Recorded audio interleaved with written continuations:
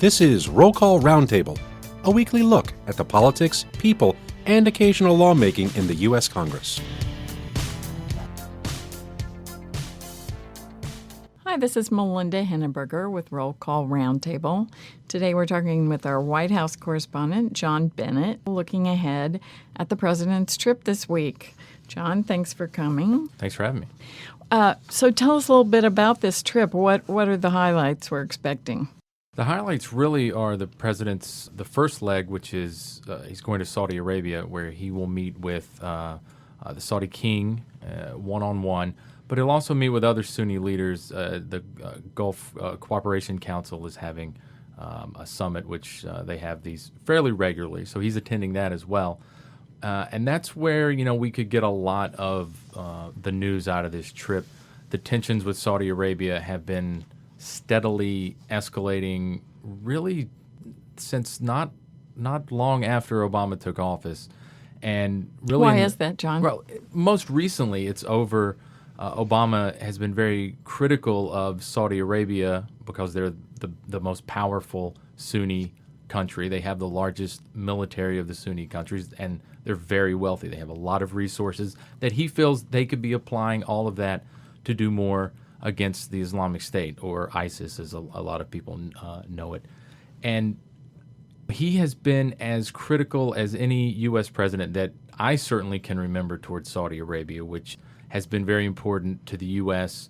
as far as Middle East security, as far as, of course, global oil prices, which that's in the news as well. They'll have to discuss that. But Obama really wants the Sunnis to do more. As he says, it's their neighborhood.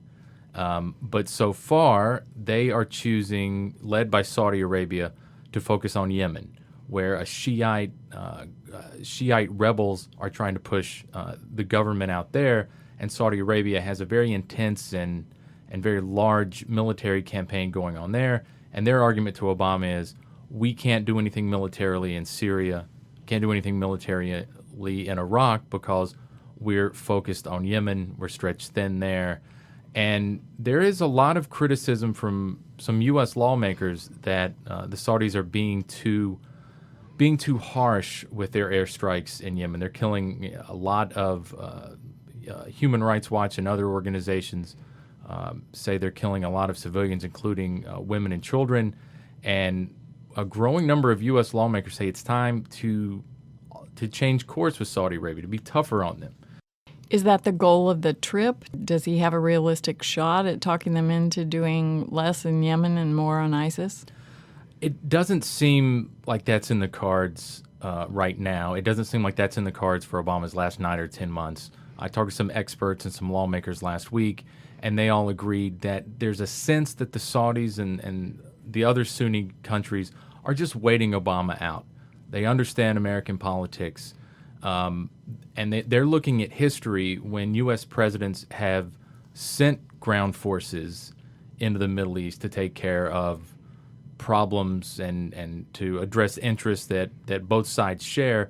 Obama's reluctant to do that. He feels burned by what happened in Libya when Muammar Gaddafi fell, and Obama said recently his biggest mistake was not planning for the next day, not planning for who would take over once Gaddafi was out of power.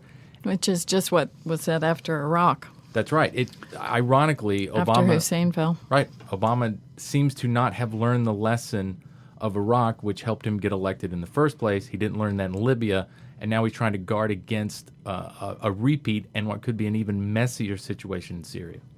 Now, there are Republicans on Capitol Hill who have been harsher than in the past regarding Saudi Arabia, too. There's some movement now to try to link Saudi Arabia to 9/11. That's right. There's a bill, and this one is bipartisan. This one has Chuck Schumer, who's in line to be the next Democratic leader in the Senate.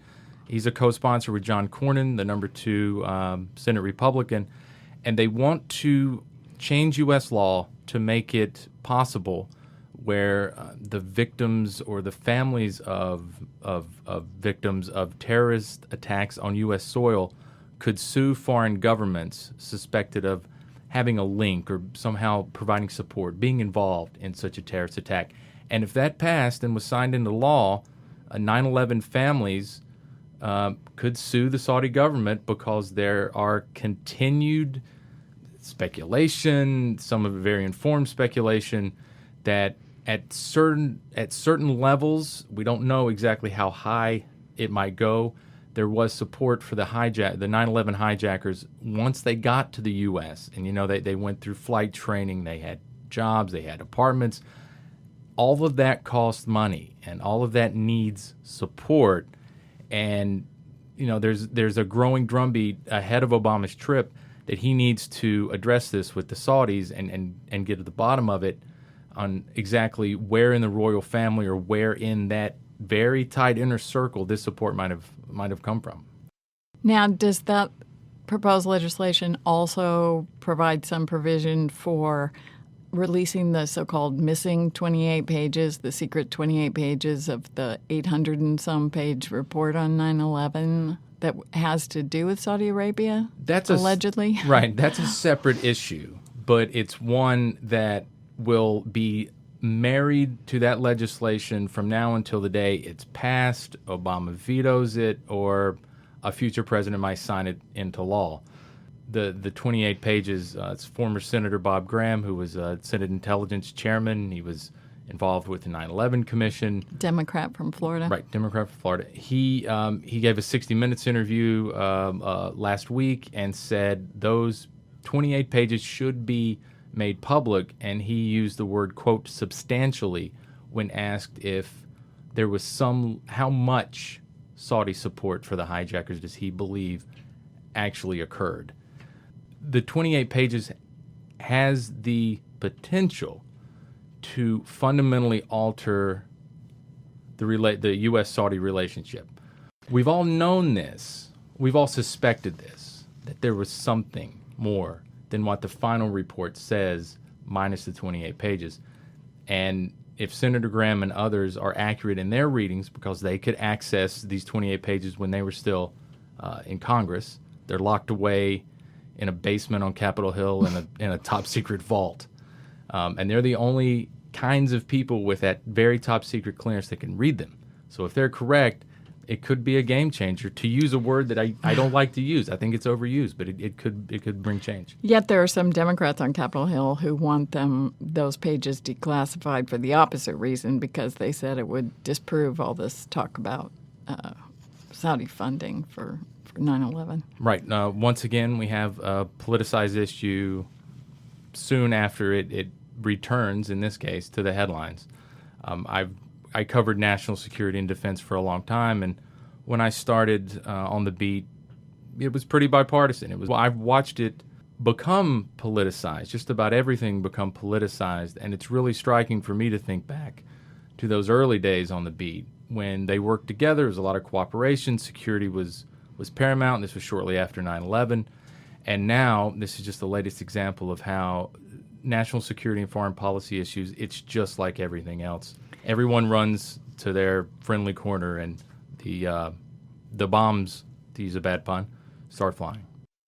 Now, how has the Saudi-U.S. relationship, has it been improved at all by Saudi Arabia's agreement to take Gitmo detainees from Yemen? Well, that certainly won't hurt. That definitely helps. This is something. But not much credit there. I don't see. I don't see that's going to that's going to really put the Saudis in U.S. good graces. It's certainly not going to change the perception of the Saudi government, Saudi royal family, among the American people. And Hillary Clinton or Bernie Sanders may thank them for doing so in a throwaway line at a debate, but I don't think Donald Trump and Ted Cruz on the other side are going to give them much credit at all. Obama and his team they have a couple other stops this week. Yeah, he leaves he leaves Saudi Arabia and flies to the UK, and he's going to be in London for a few days. And that part of the trip is going to have the most pomp and circumstance. There was a headline today I saw, Obama will be treated like a king in London. Michelle, his wife, is going to join him for that part of the trip. And one of the biggest I think we'll For see. the part where they meet the Queen. Right. They're Right. going to meet the Queen again, and they're going to have lunch with her on Friday afternoon. But he'll have, the official arrival at Windsor Castle, and that will surely have, all the usual ceremonial things that we've come to see over the years between the U.S. and really what still is probably America's closest ally. And what's the agenda for that part of the trip? Well, Beyond the symbolism? he is going to meet one-on-one with Prime Minister David Cameron, and then they'll have a joint press conference. And you can imagine that meeting will cover everything from terrorism to the global economy to Syrian refugees. But a very interesting part of that meeting will be Obama's message on what's called the Brexit, which is the UK is talking very seriously about leaving the European Union. They don't think it's healthy. They think it's actually hurting their economy, and they want out. They were Eurosceptics from the beginning. Yeah, indeed they were. So this isn't surprising that as Europe's economy continues to kind of stagnate, that the UK would want to go do its own thing. But Obama's opposed to this. And this is, for close allies, this is where things can get awkward sometimes. And, Obama is going to, again, make his case to Cameron on why he thinks they should remain in the EU. Will it have much of an impact on Cameron? We'll see. He'll be checking in with another close ally in Germany. That's right. Heading to Germany on Sunday morning to meet with Angela Merkel. And the big part of this leg of the trip, which is the third and final leg, it's all about business. It's all about trade. The two economies have become closer and closer over the years. They'll underscore that on Sunday evening. They'll have a joint dinner with American and German CEOs. On Monday morning, he is going to accompany Merkel to one of the world's largest technology trade shows. I think you see where I'm going with this. They're trying to drum up business on both sides of the Atlantic for their companies.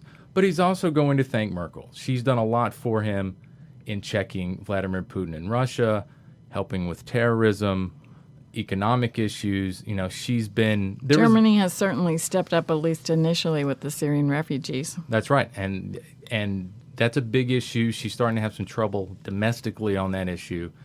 And maybe Obama can provide her some political cover at home. Thanks for joining us for Roll Call Roundtable. You can read us at rollcall.com, find the podcast on iTunes or SoundCloud, and find us on Facebook or Twitter.